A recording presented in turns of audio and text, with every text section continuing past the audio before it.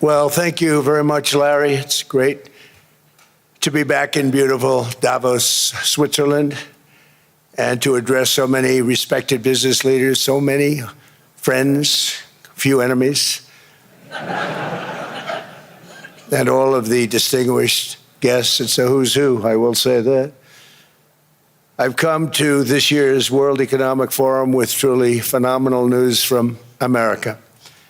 Yesterday marked the one-year anniversary of my inauguration, and today, after 12 months back in the White House, our economy is booming, growth is exploding, productivity is surging, investment is soaring, incomes are rising,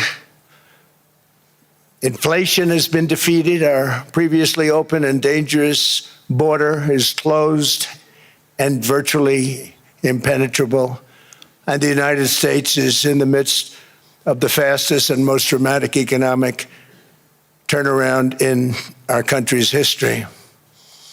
Under the Biden administration, America was plagued by the nightmare of stagflation, meaning low growth and high inflation, a recipe for misery, failure, and decline. But now, after just 1 year of my policies, we are witnessing the exact opposite: virtually no inflation and extraordinarily high economic growth. Growth like I believe you'll see very shortly our country has never seen before, perhaps no country has ever seen before. Over the past 3 months, core inflation has been just 1.6%. Meanwhile, fourth quarter growth is projected to be 5.4%, far greater than anybody other than myself and a few others had predicted. Since the election, the stock market has set 52 all-time high records. So that's in 1 year, 52 records, adding $9 trillion in value to retirement accounts, 401ks, and people's savings. People are doing very well. They're very happy with me. Since my inauguration, we've lifted more than 1.2 million people off of food stamps, and after 4 years in which Biden secured less than $1 trillion of new investment in our country. Think of that, $1 trillion, substantially less than that. In 4 years, we've secured commitments for a record-breaking $18 trillion, and we think when the final numbers come out, they'll be closer to $20 trillion of investment. That's never been done by any country at any time, not even close. Just over 1 year ago, under the radical left Democrats, we were a dead country. Now we are the hottest country anywhere in the world. In fact, the United States economy is on pace to grow at double the rate that was projected by the IMF just last April. And with my growth and tariff policies, it should be much higher. I really believe we can be much higher than that. And this is all great news, and it's great for all nations. The USA is the economic engine on the planet, and when America booms, the entire world booms. It's been the history. When it goes bad, it goes bad. You all follow us down, and you follow us up, and we're at a point that I don't believe we've ever been. I never thought we could do it this quickly. My biggest surprise is I thought it would take more than a year, maybe like a year and 1 month. But it's happened very quickly. Under my leadership, U.S. natural gas production is at an all-time high by far.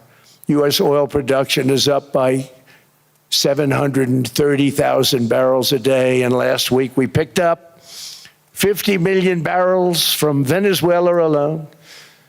Venezuela has been an amazing place for so many years, but then they went bad with their policies. 20 years ago, it was a great country, and now it's got problems, but we're helping them. And those 50 million barrels, we're going to be splitting up with them, and they'll be making more money than they've made in a long time. Venezuela is going to do fantastically well. We appreciate all of the cooperation we've been giving. We've been giving great cooperation. Once the attack ended, and they said, let's make a deal.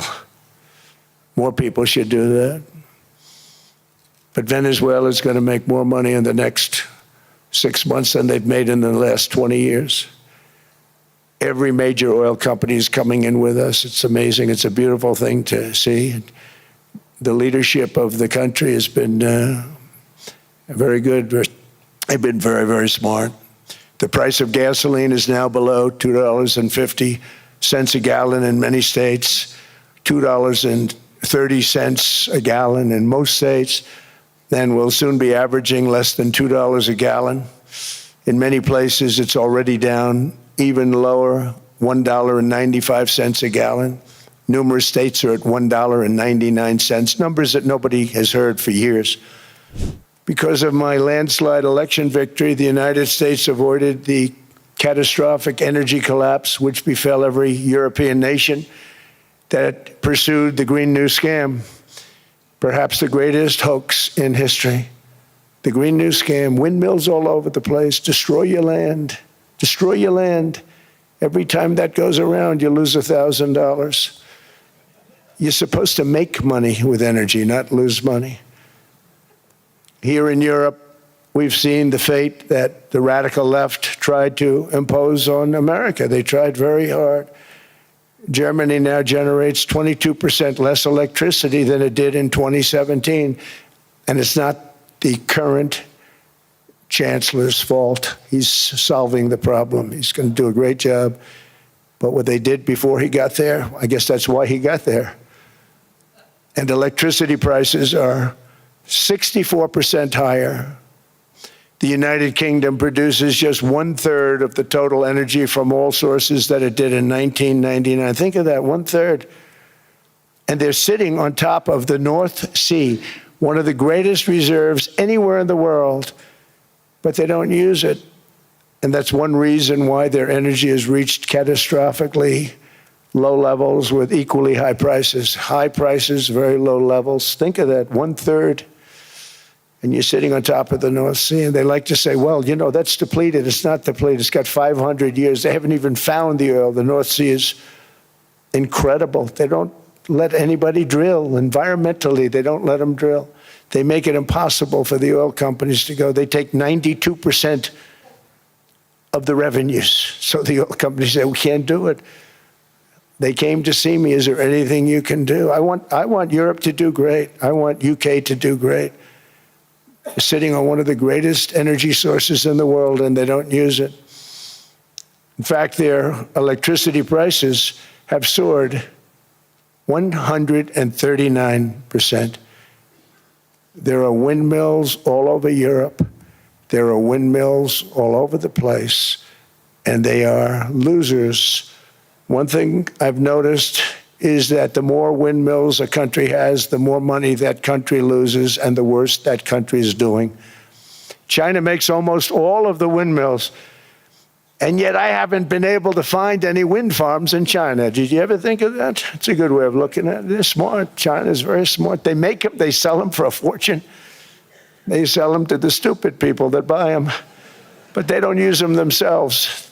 The consequences of such destructive policies have been stark, including lower economic growth, lower standards of living, lower birth rates, more socially disruptive migration, more vulnerability to hostile foreign adversaries, and much, much smaller militaries.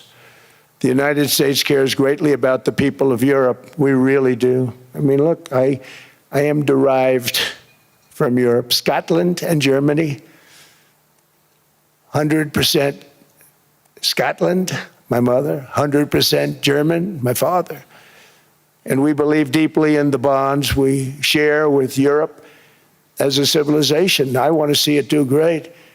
That's why issues like energy, trade, immigration, and economic growth must be central concerns to anyone who wants to see a strong and united West, because Europe and those countries have to do their thing. They have to get out of the culture that they've created over the last 10 years. It's horrible what they're doing to themselves. They're destroying themselves. These beautiful, beautiful places. We want strong allies, not seriously weakened ones. We want Europe to be strong. Ultimately, these are matters of national security, and perhaps no current issue makes the situation more clear than what's currently going on with Greenland. Would you like me to say a few words of Greenland? I was going to leave it out of the speech, but I think I would have been reviewed very negatively. I have tremendous respect for both the people of Greenland and the people of Denmark, tremendous respect. But every NATO ally has an obligation to be able to defend their own territory. And the fact is, no nation or group of nations is in any position to be able to secure Greenland other than the United States. We're a great power, much greater than people even understand. I think they found that out 2 weeks ago in Venezuela. We saw this in World War II, when Denmark fell to Germany after just 6 hours of fighting and was totally unable to defend either itself or Greenland. So the United States was then compelled, we did it, we felt an obligation to do it, to send our own forces to hold the Greenland territory, and hold it we did at great cost and expense. They didn't have a chance of getting on it, and they tried. Denmark knows that. We literally set up bases on Greenland for Denmark. We fought for Denmark. We weren't fighting for anyone else. We were fighting to save it for Denmark. Big, beautiful piece of ice. It's hard to call it land. It's a big piece of ice. But we saved Greenland and successfully prevented our enemies from gaining a foothold in our hemisphere. So we did it for ourselves also. And then after the war, which we won it big. Without us, right now you'd all be speaking German and a little Japanese, perhaps. After the war, we gave Greenland back to Denmark. How stupid were we to do that? But we did it. But we gave it back. But how ungrateful are they now? So now our country and the world face much greater risks than it did ever before because of missiles, because of nuclear, because of weapons of warfare that I can't even talk about. 2 weeks ago, they saw weapons that nobody ever heard of. They weren't able to fire one shot at us. They said, what happened? Everything was discombobulated. They said, we've got them in our sights. Press the trigger, and nothing happened. No anti-aircraft missiles went up.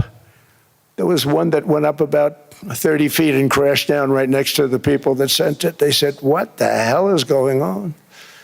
Those defensive systems were made by Russia and by China.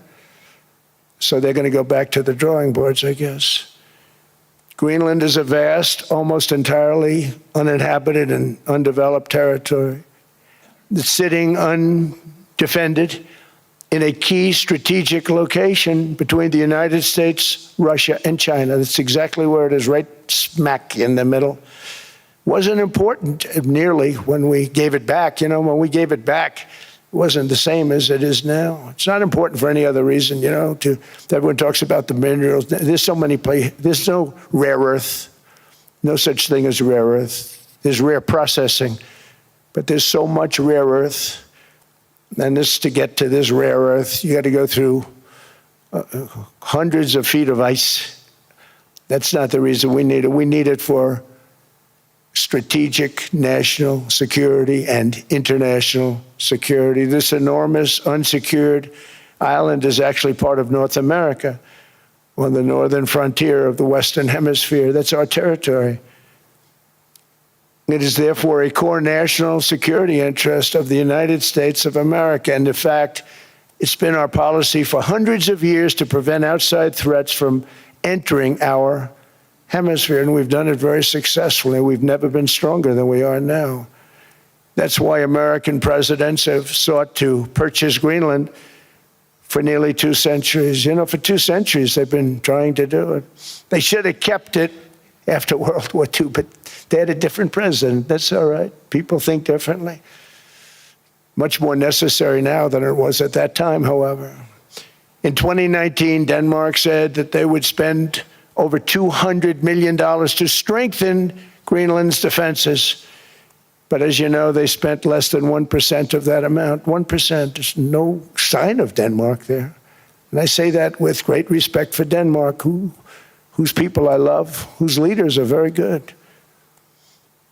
It's the United States alone that can protect this giant mass of land, this giant piece of ice, develop it and improve it and make it so that it's good for Europe and safe for Europe and good for us.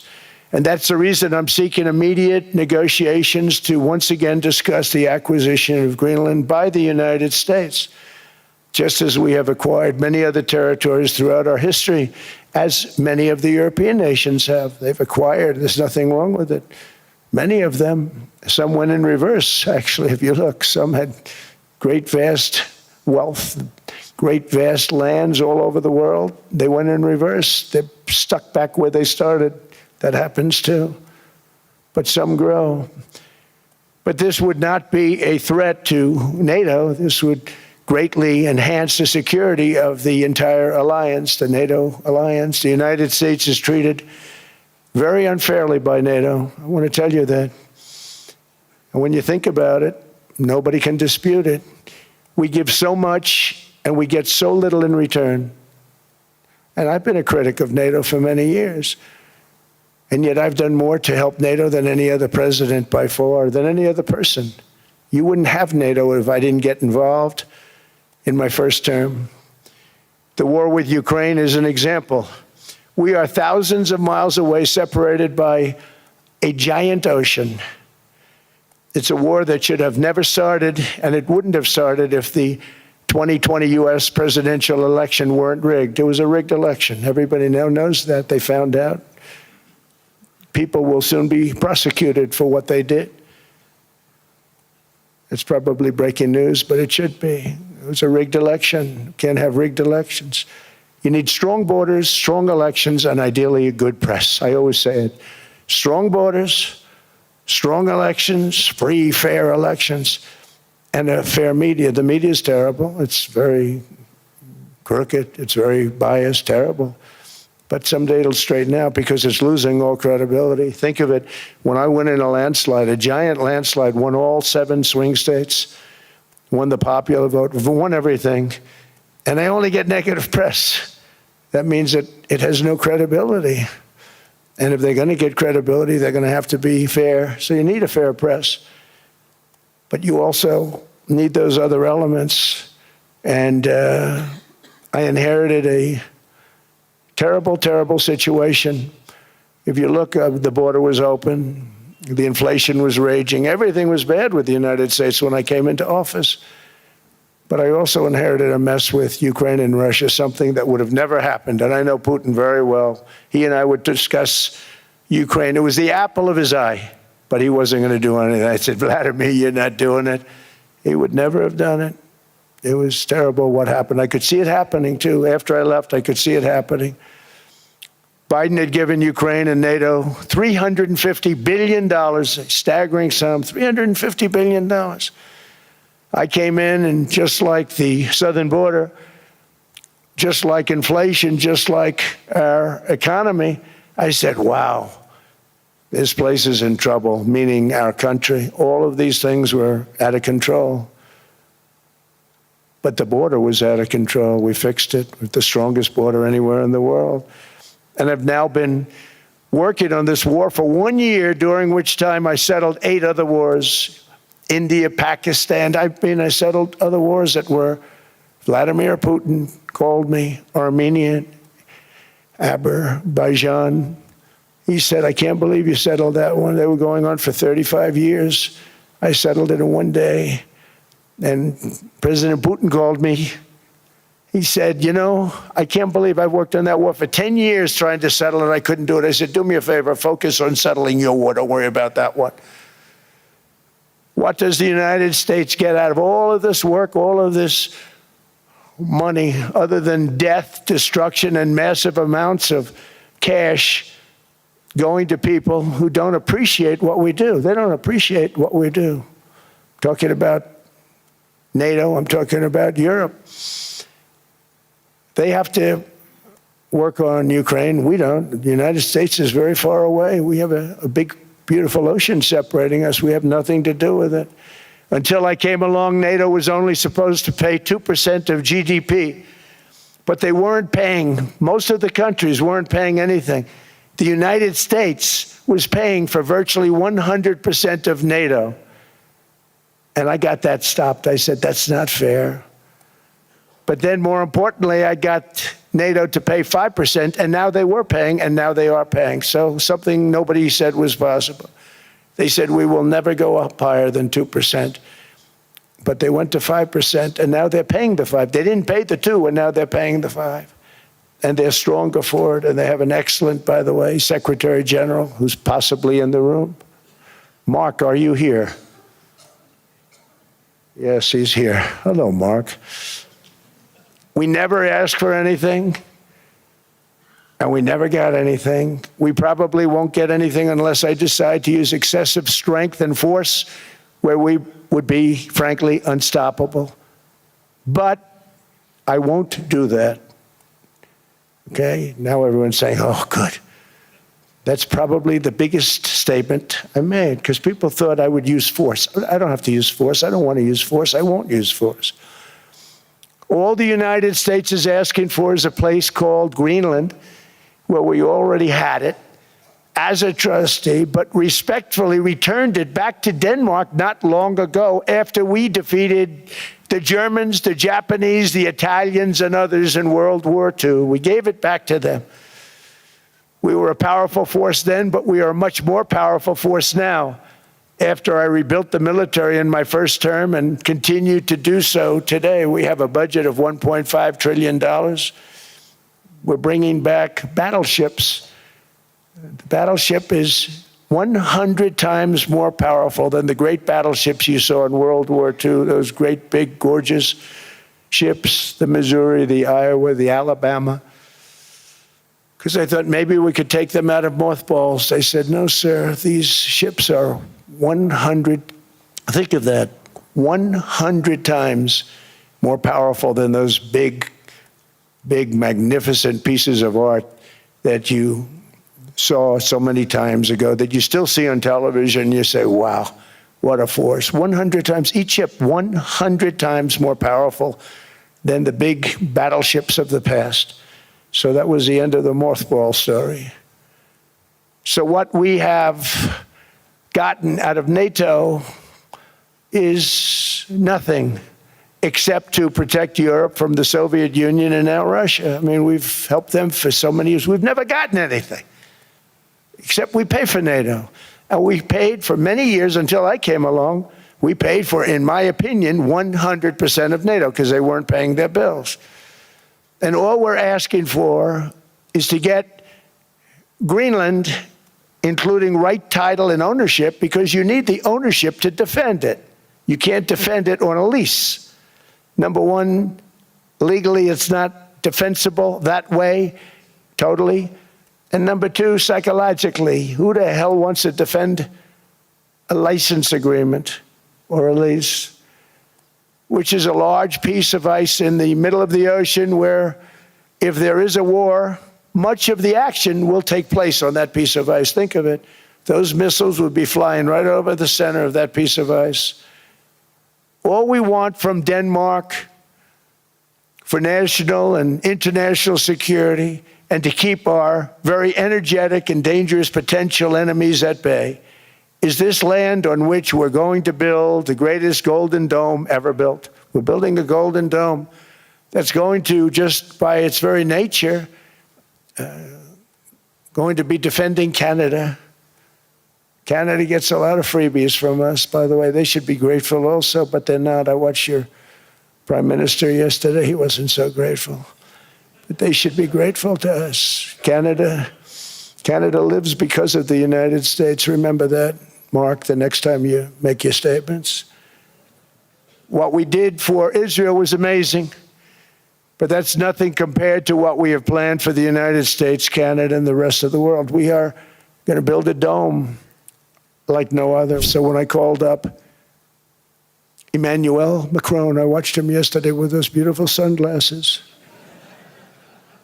What the hell happened? But I watched him sort of be tough. But he was at $10 for a pill. And I said, Emmanuel, and I have all the big pharmaceutical companies are in total agreement. It wasn't easy, by the way. They're tough, smart. They've been getting away with the scam for a long time. But they gave it up. But they said, you'll never get the countries to approve it. I said, why is that? Because they won't. They always said, we're not paying any more. Get the rest for the United States. So over the years, they stayed the same. We just went up, up, up.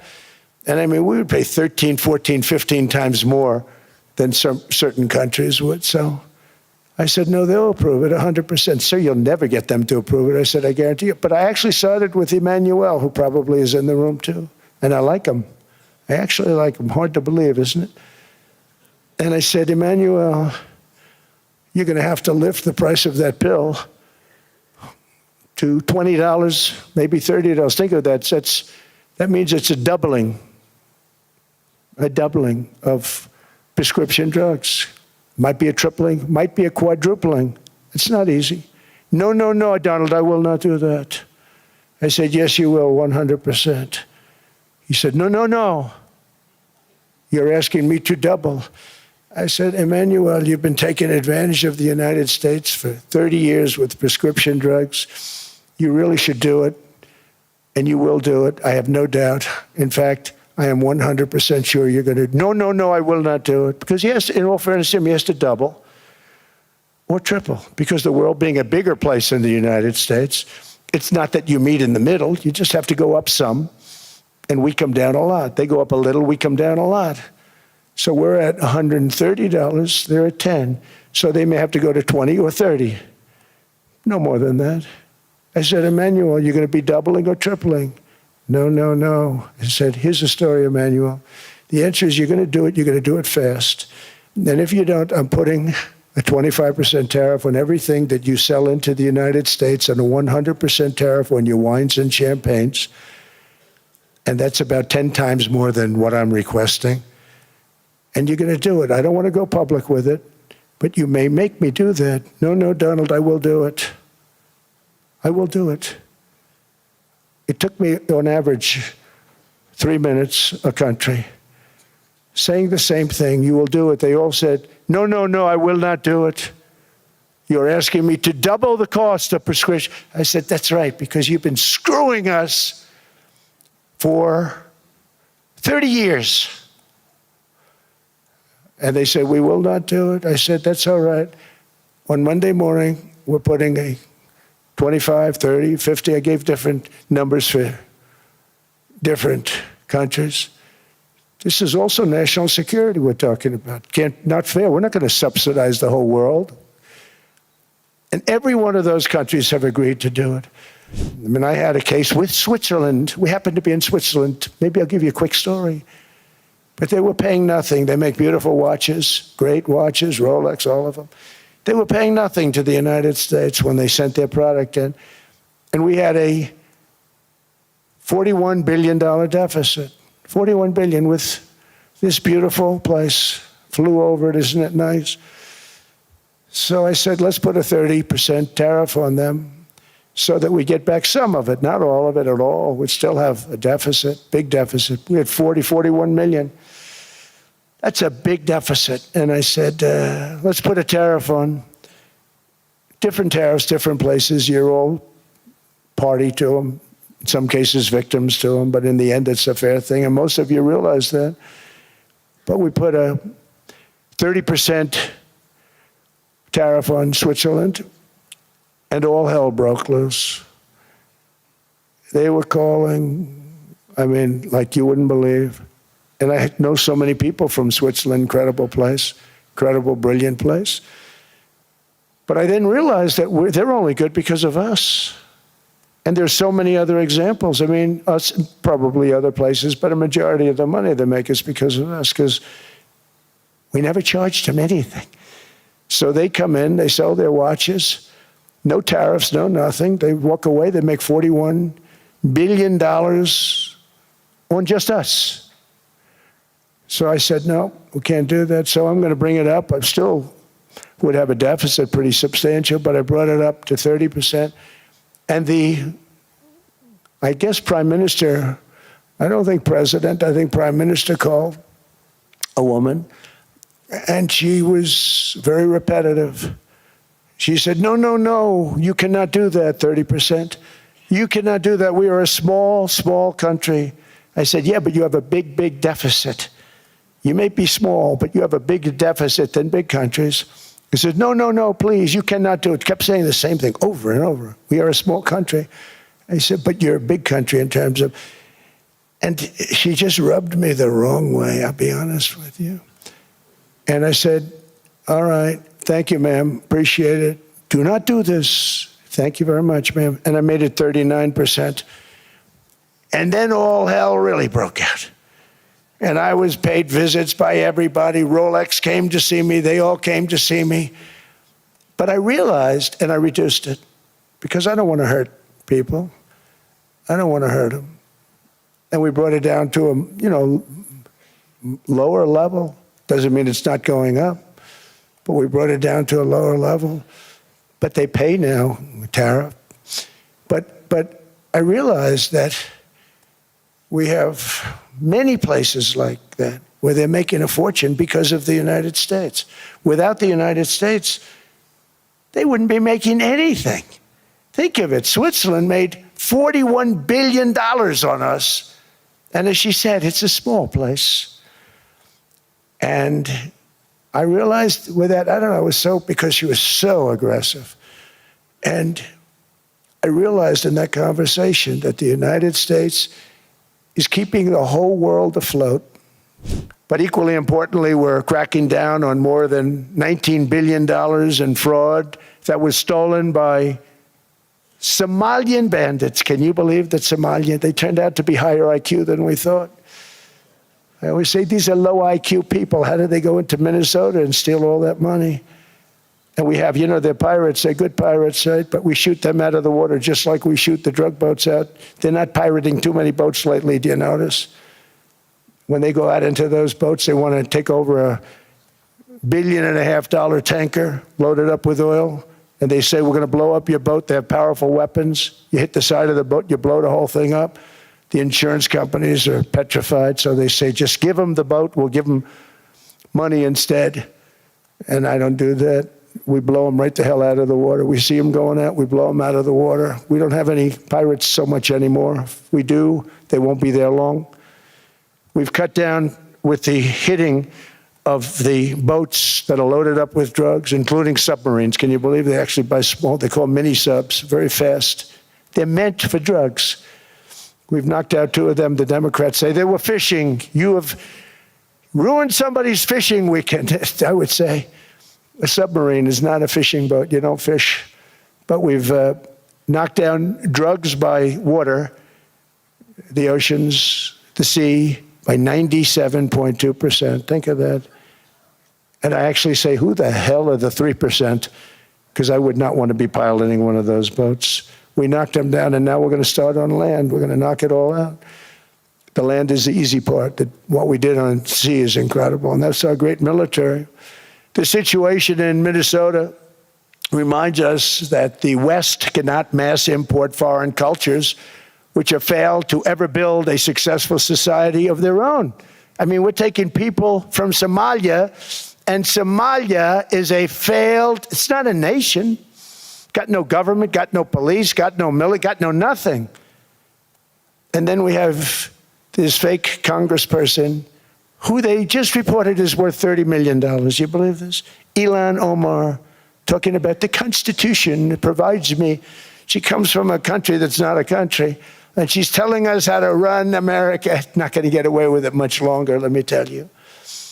The explosion of prosperity and conclusion and progress that built the West did not come from our tax codes. It ultimately came from our very special culture.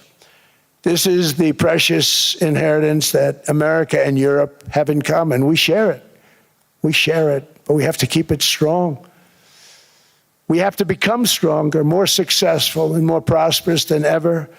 We have to defend that culture and rediscover the spirit that lifted the West from the depths of the Dark Ages to the pinnacle of human achievement. It is the pioneers in this room. Many of you in this room are true pioneers. You're two truly brilliant people. Just your ability to get a ticket is brilliant because you have about 50 people for every seat. I don't know what, that's Larry. Everything Larry touches turns to gold. He made this very successful. But you're in this room, and some of you are the greatest leaders anywhere in the world. You're the greatest brains anywhere in the world. And the future is unlimited, and to a large part because of you, and we have to protect you, and we have to cherish you. I always say we have to cherish our brilliant people because there aren't many of them. So together with confidence, boldness, and persistence, let us lift up our people, grow our economies, defend our shared destiny, and build a future for our citizens that is more ambitious, more exciting, more inspiring, and greater than the world has ever seen. We're in a position to do things that nobody else has ever even thought of before. And many of the people in this room are the ones that are doing it, and I want to congratulate you, and I'm with you all the way. You can do things that nobody else can even think about. So I congratulate you on your tremendous success. And the United States is back, bigger, stronger, better than ever before. And I'll see you around. Thank you all very much. Thank you very much. How close do you think there is on an agreement on Ukraine? I had the pleasure of speaking with Steve Witkoff and Jared Kushner yesterday. I know they're working hard on it. I know that they're also traveling now. Do you see this very close or still? Well, I hate to say it. I thought that was going to be so. I settled 8 wars plus. And I thought that was going to be one of my easier ones. Not the easiest. Some I settled in a matter of hours. Because I'm good at that stuff. You know, the United Nations should be doing this. I shouldn't be doing it, but it doesn't matter. It's got to get done, saving a lot of lives. We're saving millions of lives. With Ukraine, Russia, there's tremendous hatred between President Zelensky and President Putin. That's not good. That's not good for settlements. We know from dealing. There's abnormal hatred. With that being said, I think Russia wants to make a deal. I think Ukraine wants to make a deal. And we're going to try getting a deal done. We're getting, I think, Steve, I think I can say that we're reasonably close. Now, what happens is oftentimes we'll have a deal with Russia. Russia's set, and President Zelensky will not do it. You saw that when he was in the Oval Office. I was not happy. And then we'll have President Zelensky wants to make a deal, and Putin doesn't want to make the deal.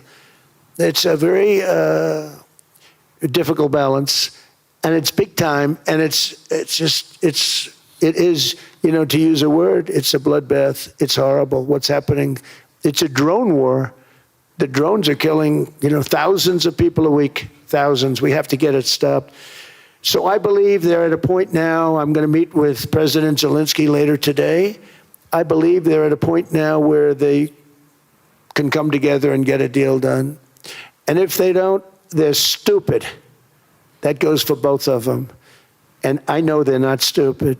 But if they don't get this done, they are stupid. So I don't want to insult anyone, but you got to get this deal done. Too many people are dying. It's not worth it. President Sisi is sitting on the first row here. He spoke earlier today and also complimented you on the Gaza deal. I think there will be a signing tomorrow. Of course, there are different views on this, but how important do you think this signing is on the Board of Peace? And do you think this is going to sustain? Do you think we now will see Gaza reconstructed and the billions of US dollars invested? I do. I mean, I think we have peace in the Middle East. There are some little situations like Hamas, and Hamas has agreed to give up their weapons. Now, you know, they were born with a weapon in their hand, so it's not easy to do. When they were born with a rifle in their hand. It's not an easy thing for them, but that's what they agreed to. They've got to do it. And we're going to know, Jared, over the next 2 or 3 days, certainly over the next 3 weeks, whether or not they're going to do it. If they don't do it, they'll be blown away very quickly. They'll be blown away. You know, we have 59 countries that are part of that whole peace deal. And some of those countries aren't even they're near the Middle East, but they're not in the Middle East traditionally. And they want to come in and take out Hamas. They want to come in. They want to do whatever they can. There's a problem with Hezbollah in Lebanon. and we'll see what happens there. But that's a problem. But there are these little flames, but there's peace in the Middle East. Now, had we not gone in and knocked out with those big, beautiful, we just ordered 25 brand new ones, the latest and the greatest, the B-2 bomber.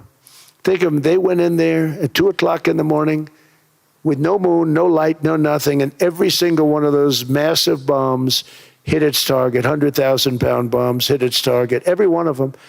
And then on top of it, from a submarine 300 miles away, we hit the sites with tomahawks, which is an unbelievable weapon. So, we did our job. If we didn't do that, you would have never had peace in the Middle East. And the countries like Saudi Arabia, UAE, and Qatar could never have, and others could never have signed anything because you would have had this dark cloud, and the dark cloud was Iran with nuclear. Iran would, if we didn't take them out, they would have had a nuclear weapon within 2 months. They were very close to having the nuclear weapon, and we hit them hard. And it was a total obliteration. If they may try again, but they're going to have to try from a different area because that area was obliterated. Incredible thing we did. And because we did that, we were able to make peace. If we didn't do that, I would say, Jared and Steve, if we didn't do that, there was no chance of making peace because the countries I just named and other countries could have never signed off. They were afraid. They were afraid. We had a bully. The bully was Iran, the bully of the Middle East. They used to call it for years. They were the bully of the Middle East. They're not the bully of the Middle East anymore.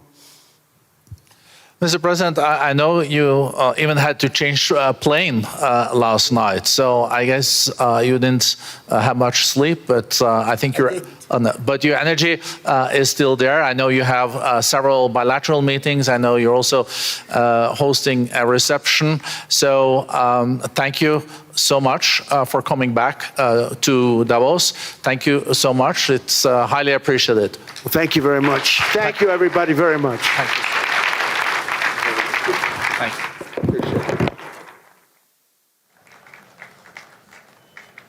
大家好，我是主播周玉琴。很多的朋友告诉我们，选择原版的太阳星全效克菲尔益生菌，它添加有羽衣甘蓝，健康再加分。而有睡眠困扰的朋友们，赶快选择蓝色包装这一款晚安加强版，绝对是更有感。每日克菲尔，时刻美好 ，Good Feel Good。请上快点购为健康下单，而且要记得输入推荐代码，有额外的折扣优惠。太阳星全效克菲尔益生菌基础版、晚安加强版新包装改版，内容不变，抽取更方便。要吃就吃最好的。